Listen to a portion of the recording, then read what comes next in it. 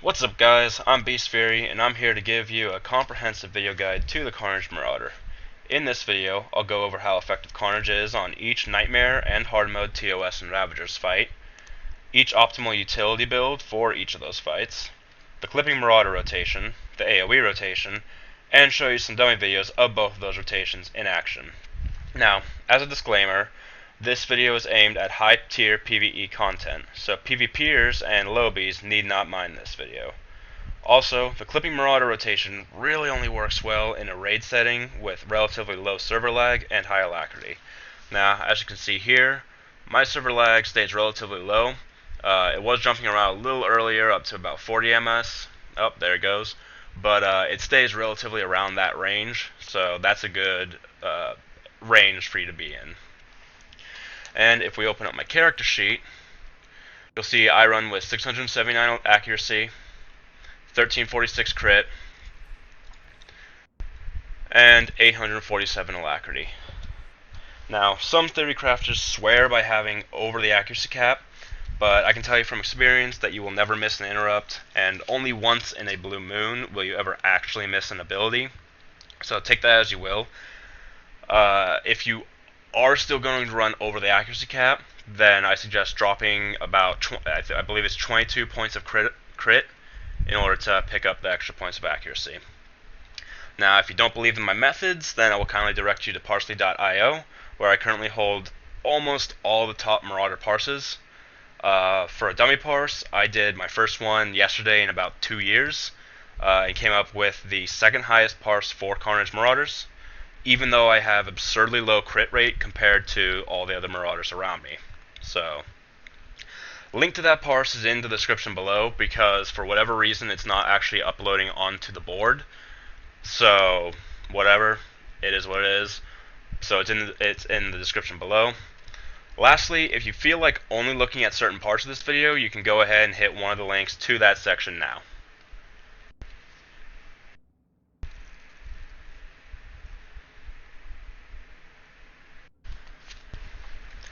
So for the usefulness of Carnage, ultimately this is a very strong single target burst spec with excellent AoE capabilities.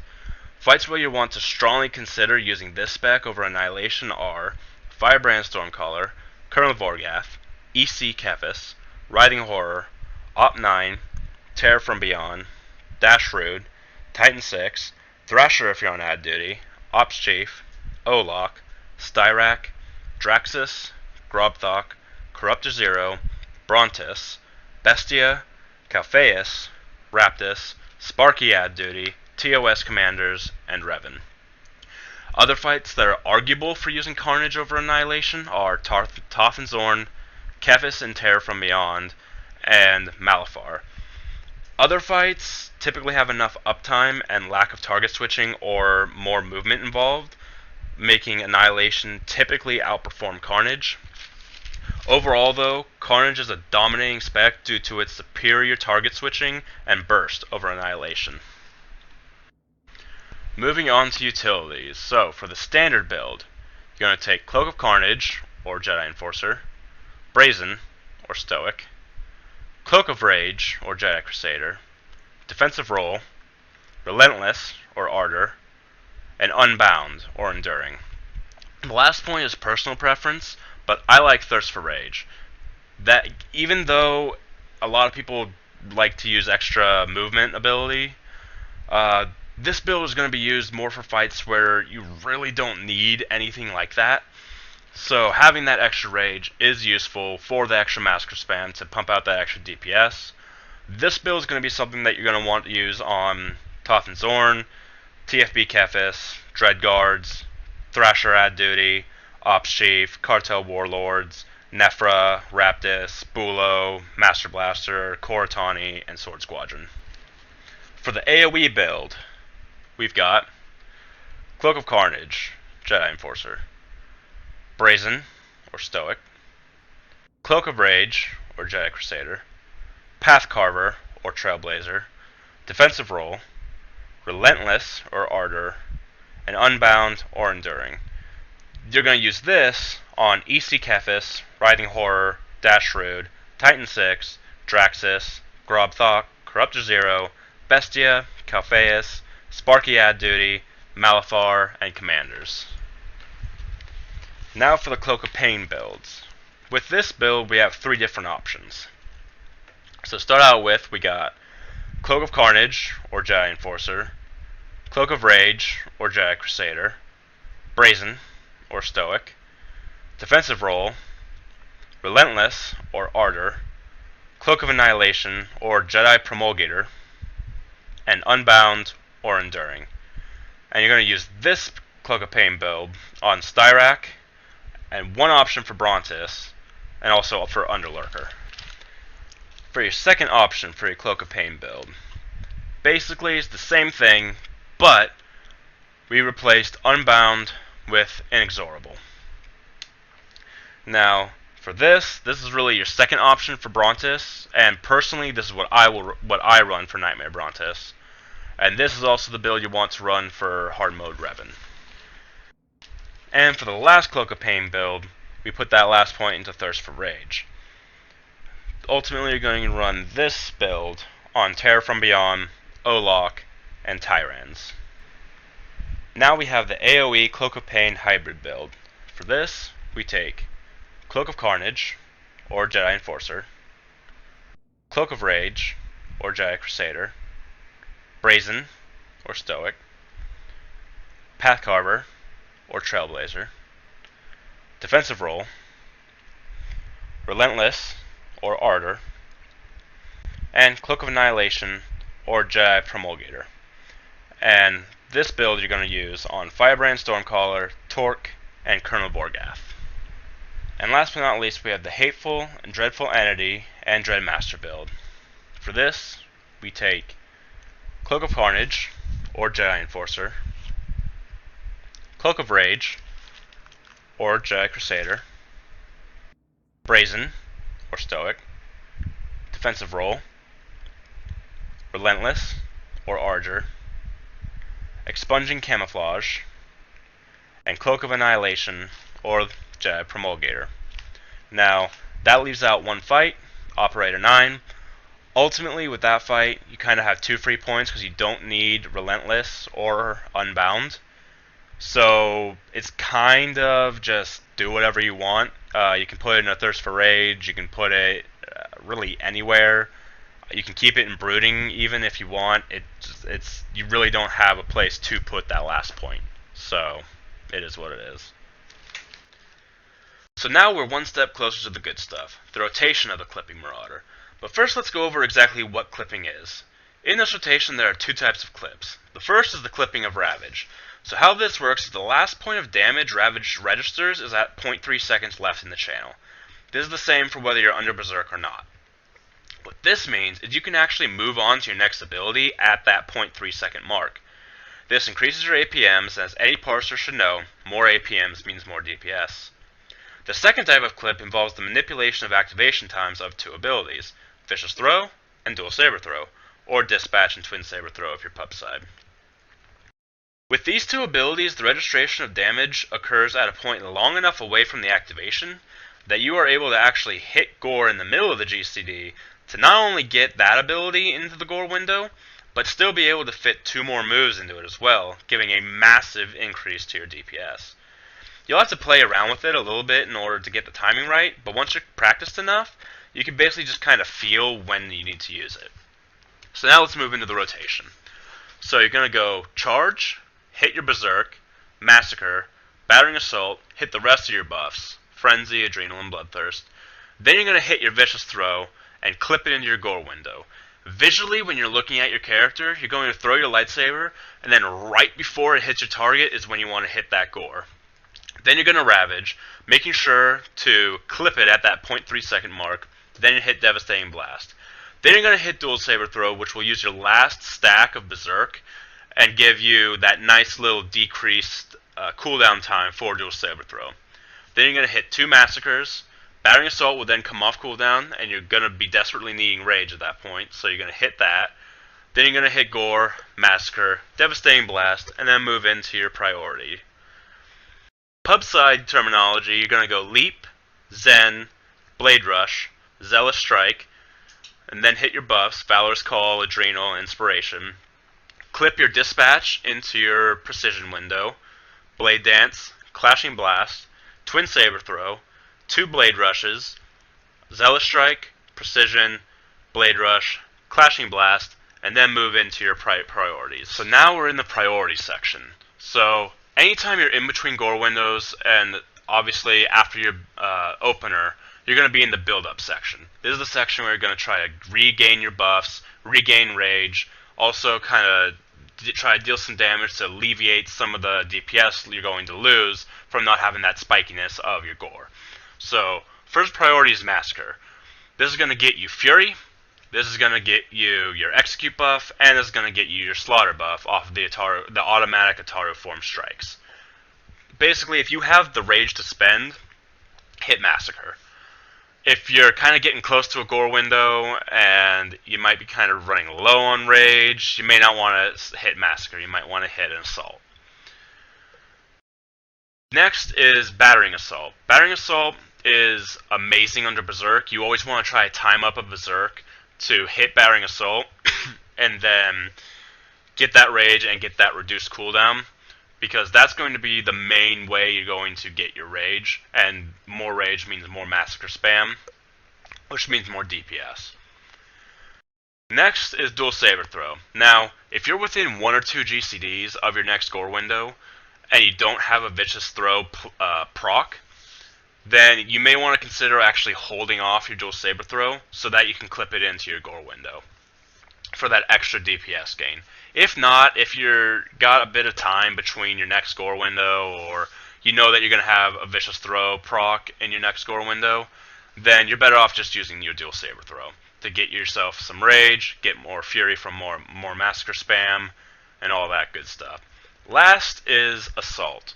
So every 2 gore windows you're going to have to use an Assault, unless you're in a fight with Cloak of Pain and you get all that nice rage. But basically you're going to have to use an Assault. It's not very often. Basically it's your last priority on that build-up list. So in your gore priority, number 1 is trying to clip that Vicious Throw into your gore window. Number 2 is obviously trying to clip the Dual Saber Throw into that gore window if you don't have a Vicious Throw up. Next is Ravage. Now, in the rotation, Ravage should always be under Berserk. If you, for whatever reason, do not have Berserk up, do not worry about trying to clip a Vicious Throw or Dual Saber Throw into your gore window with Ravage, because you're not going to be able to fit in the clip, the Ravage, and a Devastating Blast. So basically, only try to clip with Ravage when you have Berserk. The next is your Devastating Blast. The next priority would be Vicious Throw unclipped, and the last priority is Massacre. Now, the way the opener works with the rotation, it kind of just sets you up where you're going to have 1 gore window where you're going to have Berserk. You're going to be able to throw that, hit that Vicious Throw, clip it into your gore window, hit Ravage under Berserk, and then hit Devastating Blast. And then the following gore window, you're going to just either possibly Dual Saber Throw, clip into your gore, and then Massacre, Devastating Blast, or it's just going to be gore, Massacre, Devastating Blast. That's pretty much how the rotation is set up, and that's just how you do it. So now I'm going to show you a video of the parts that I did, where I did pretty well. So here you go.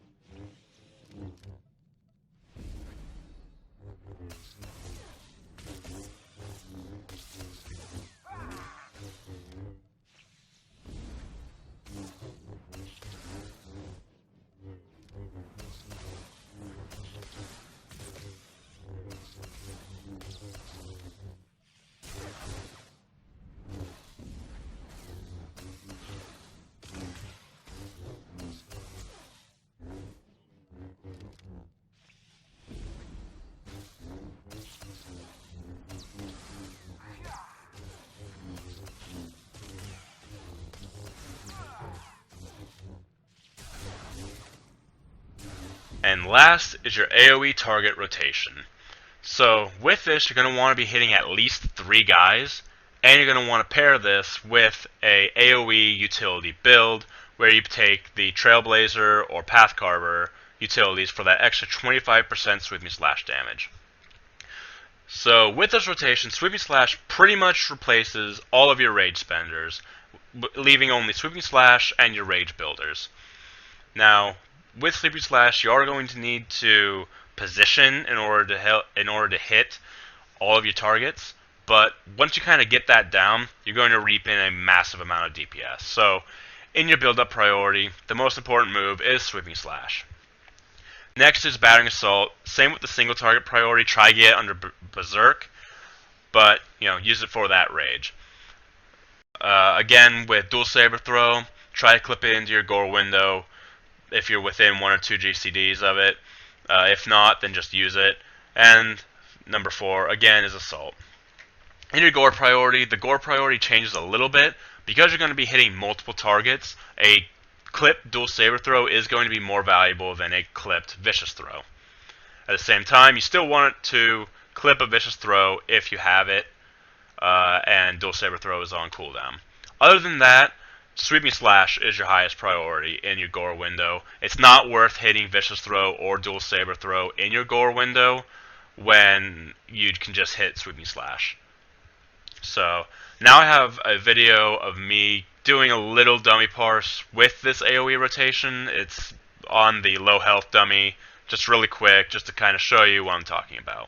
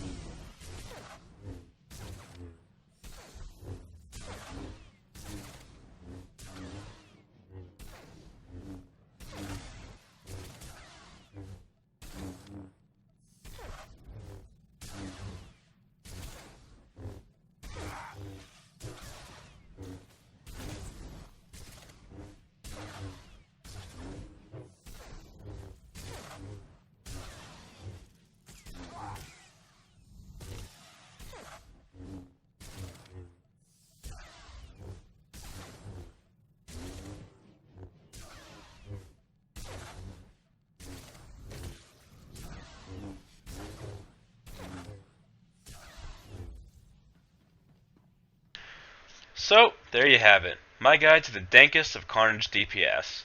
Feel free to leave a like to show your support and check out some of my other videos here on my channel. But most importantly, stop being a bunch of shitters. Ta-ta.